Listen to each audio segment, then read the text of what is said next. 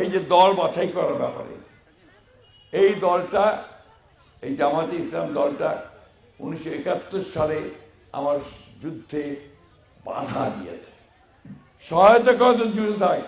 আমরা যখন পাকিস্তান সেনাবাহিনীর সঙ্গে যুদ্ধ করছি তখন এরা পাকিস্তান সেনাবাহিনীকে সাহায্য করছে। বলতে একটি সত্য কথা, আমি নিজে মুক্তিযোদ্ধা, একজন অনেকে আছে মুক্তিযোদ্ধার সঙ্গে জড়িত। এই এলাকায় অনেকের প্রাণ চলে গেছে। আপনাদের এই এলাকায় অনেকে ইন্ডিয়া চলে যেতে হয়েছিল না, ভারত গেছিলেন তো অনেকেই, সব বাড়িঘর ছেড়ে সব চলে গেছিল, আমরাই গেছিলাম। তখন ওইখানে আমরা 9 মাস যুদ্ধ করছি, কষ্ট করছি। সেই দলটা যারা আমাদের মুক্তিযুদ্ধে সহায়তা করে নাই, সাহায্য করে নাই, উল্টো পাকিস্তান সেনাবাহিনীকে সাহায্য করছে, তাদের কাছে কি আমার এই দেশকে আমি নিরাপদ মনে করতে পারি? নিরাপদ মনে করতে পারি? তাহলে কি তারা আমাদের কাছে ভোট আশা করতে পারে? বন্ধুগণ, এরা আবার হুমকি দিচ্ছে, আমার সনাতনী ভাইদেরকে অনেককে হুমকি দিচ্ছে, এই তুমি ধানের শীষের লোকের কাছে যাবে না, ধানের শীষের কথা বলবো না, ভোট দিয়ে। এগুলো বললে আপনারা আমাদেরকে জানাবেন, আমরা সাথে সাথে তার বিরুদ্ধে আইনি ব্যবস্থা গ্রহণ করব। সরকার খুব পরিষ্কার করে বলে দিয়েছে, এই নির্বাচনে কেউ কাউকে হুমকি দিতে পারবে না, এই নির্বাচনে কেউ কাউকে ভয় দেখাতে পারবে না।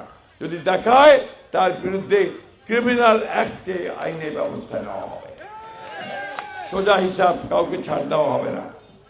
তাই বন্ধুরা, ভাইয়েরা, মা ও বোনেরা, এই 12 তারিখের যে নির্বাচন, এই নির্বাচনে আমি আপনাদেরকে অনুরোধ করব, আমাদের সকল মানুষের পক্ষ থেকে, ঠাকুরগাঁর মানুষের পক্ষ থেকে। এখন বলবো যে আপনি কি করবেন। আমরা ঠাকুরগাঁতে ইনশাআল্লাহ একটা মেডিকেল কলেজ, একটা ইউনিভার্সিটি, আমাদের এয়ারপোর্টটাকে চালু করা আর কলকারখানা তৈরি করা, যাতে করে আমাদের ভাই বোনদের চাকরি হতে পারে, একটা ইপিজেড তৈরি করা আমরা ইনশাআল্লাহ। এবং আমাদের সনাতনী ভাই বোন, আমাদের মুসলিম ভাই বোন সকলের মধ্যে একটা সম্প্রীতি তৈরি করে আমরা ঠাকুরগাঁও অঞ্চলকে একটা মডেল অঞ্চলে পরিণত করব। এখানে কোনো ভেদাভেদ থাকবে না, এখানে একসাথে আমরা কাজ করব। কি সবাই রাজি আছেন একসাথে কাজ করতে? তাহলে কাজ তুলে দেখান আমাকে। ওই পিছন দিকে আমার মায়েরা হাত তুলতেও ভয় পাচ্ছে নাকি?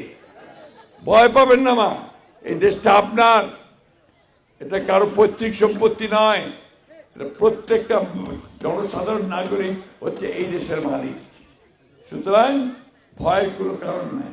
আমরা সারা জীবন লড়াই করছি, পাকিস্তানিদের বিরুদ্ধে লড়াই করছে, আর আমাদের পরবর্তী সরকারগুলো যারা অন্যায় করছে জনগণের সঙ্গে, তাদের বিরুদ্ধে সংগ্রাম করে লড়াই করে আমরা জয়যুক্ত হয়েছি। আমরা সবসময় ন্যায়ের পক্ষে থেকেছি। 5,000 টাকা পর্যন্ত কৃষি ঋণ সুদ সহ বিএনপি মাফ করছিল, 25 বিঘা জমির খাজনা বিএনপি মাফ করে দিয়েছিল। আপনার মসজিদ এবং মন্দির ভিত্তিক পাঠশালা, প্রাইমারি স্কুল চালু করছিল কিন্তু বিএনপি, ভুলে গেছেন নাকি সব? এবং এখনো মন্দিরগুলোতে কিন্তু আপনার অনুদান দেওয়া হচ্ছে, মসজিদগুলো অনুদান দেওয়া হচ্ছে, সেটা আমরা ব্যবস্থা করেছি। রাস্তাঘাট করার জন্য এখনই আমরা কাজ শুরু করেছি, আমরা টাকা নিয়ে এসছি, সেই টাকা দিয়ে রাস্তাঘাট শুরু হবে। সুতরাং আমি আপনাদের কাছে প্রধান যে বিষয়গুলো জানাতে চাই, যে আমরা কাজ করতে চাই, উন্নয়ন করতে চাই, আমরা স্কুল, কলেজ, মাদ্রাসা সব কিছু উন্নয়ন করতে চাই, মানুষকে কাজের ব্যবস্থা করে দিতে চাই, একটা সমাজ ভিত্তিক দিতে চাই। আমাকে এখানে উপজেলা ঘোষণা করতে হবে, কাকে? টোলরহাটকে, রুইয়াকে, সেটা বললে হবে। আমরা নিশ্চয়ই রুইয়াকে উপজেলা ঘোষণা করব। আর হরি মন্দির, শিববাড়ি, কাটালে হরি মন্দিরকে ইতিমধ্যে 25 লক্ষ টাকা দেওয়া হয়েছে, ঠিক আছে। এখন কোথায় ওগুলো শেষ হয়নি এখনো? হ্যাঁ, সব মামলা মোকদ্দমা যেগুলো আছে আমরা সেগুলো দেখব, এবং সেগুলো যেগুলো অন্যায় মামলা সেগুলো আমরা করবো। এখন আমি একটা কথা বলবো, আজকে সকালে পত্রিকা বেরিয়েছে, আজকে মহিলারাও মিছিল করতেছে। আমি জানি না এটা কতটুকু সত্য কি মিথ্যা, এটা নাকি টেলিফোনে হ্যাক করা হয়েছে বলতেছে, জামাতের আমির সাহেব মহিলাদের বিরুদ্ধে নাকি কথা বলছেন। আমি কিন্তু এটা জানি না, আমি সাংবাদিককে জিজ্ঞেস করছি, আমি জানি, আই ডোন্ট নো, বাজে কথা বলেছেন। যদি এটা হয়ে থাকে, উনি যদি বলে থাকেন, তাহলে অন্যায় করেছেন, সঠিক করেননি। মহিলারা কখনোই তাকে এটা মেনে নিতে পারবে না। তবে জামাতে ইসলামের তো ব্যাপারটাই আছে এরকম, ওরা তো মহিলাদেরকে কাজ করতে দিতে চায় না, বলে মহিলারা ঘরে থাকবে, কাজ করবে কি। এবং ওই যে আপনার গার্মেন্টসে যারা কাজ করে মেয়েদেরকে, তাদেরকে বলে দিয়েছে যে 5 ঘন্টার বেশি কাজ করতে পারবে না। তো খাবে কি? কাজ 8 ঘন্টা না করলে খাবেটা কি, তাই না? আমাদের মেয়েরা যদি স্কুল কলেজে না যায়, পড়াশোনা না করে, চাকরি পাবে কোথায়? কি বলছেন বলেন, কি বলবেন বলেন তার? হ্যাঁ, সরকারের উঠে ওই টাকা সরকারের, কোন সরকার এই বাটপাড়ি, পুরা মিথ্যা কথা। কোন সরকার কাজ না করলে কাউকে টাকা দেবে না, দিবে? হবে নাকি?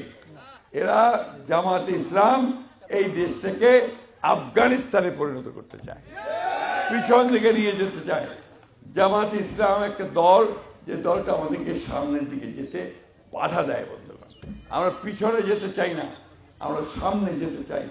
মেয়ে পুরুষ সমান অধিকার নিয়ে এখানে এই দেশে বাংলাদেশে বাস করবে।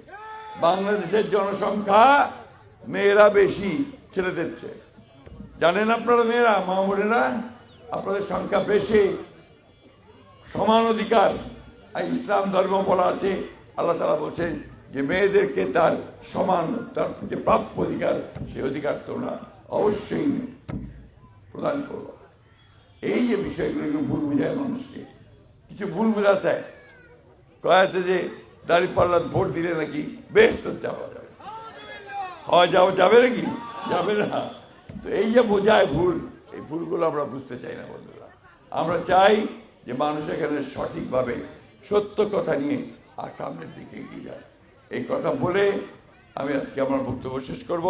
সব শেষে আবার আহ্বান জানাতে চাই, আপনারা আমাকে ধানের শেষে ভোট দিয়ে আমাকে কাজ করার সুযোগ করে দেবেন। তো মার্কাটা কি আমার? জোরে বলেন, পিছন দিকে বলেন, সনাতন ভাইরা বলেন, মুসলমান ভাইরা বলেন। ইনশাআল্লাহ 12 তারিখে আমরা সবাই ধানের শীষে ভোট দিতে যাব।